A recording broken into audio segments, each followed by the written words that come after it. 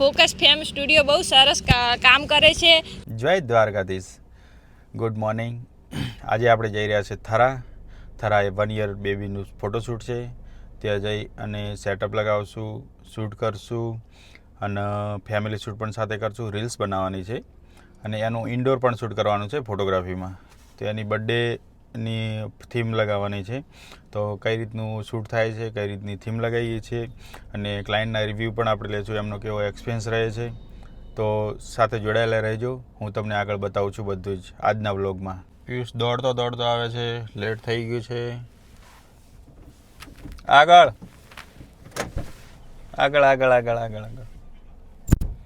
પિયુષ બહુ લેટ થઈ ગયો છે. જો ફટાફટ દોડતો આવ્યો છે.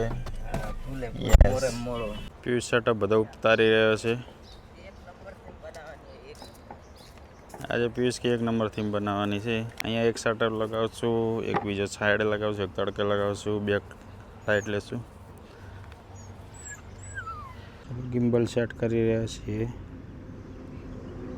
ગિમ્બલ સેટ કરીને શૂટ ચાલુ કરવાનું, ક્લાયન્ટ આવવાની તૈયારી છે.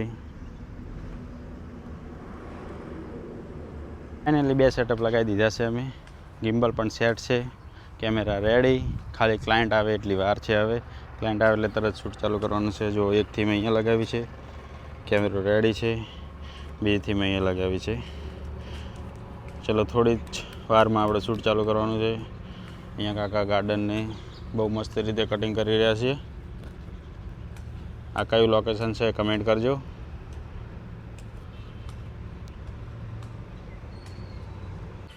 જોઈ શકો છો અહીંયા પિયુષ પણ કાકાને હેલ્પ કરી રહ્યો છે ગાર્ડન બેસ્ટ બનાવવામાં. કાલ પ્રેક્ટિસ કરે છે, એને ફાવતું.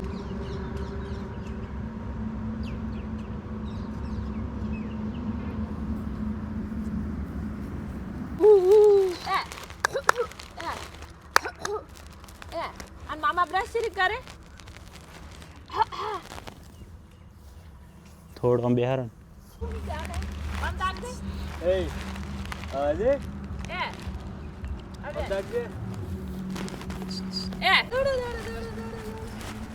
આવો. યસ 1 2 3 સ્ટાર્ટ કરો. અરે વાહ, કરો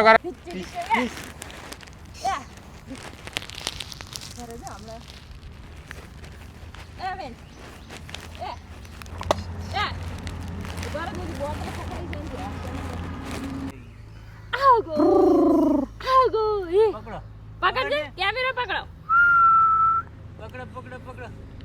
પડી છો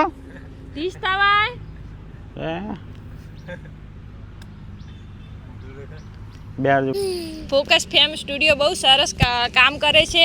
એની અંદર હું મારા બેબીનું દર વખતે ફોટોશૂટ કરાવું છું. એમનું કામ પણ બહુ સારું હોય છે. એમના જોડે થીમ પણ બહુ સારી હોય છે. 1 યરનું શૂટ પણ એમની જોડે મેં કરાવ્યું છે. આઉટડોર ઓર ઇન્ડોર પણ એમની જોડે જ મેં શૂટ કરાવ્યું છે. બહુ સારું કામ એમનું છે. બહુ થેન્ક યુ સો મચ.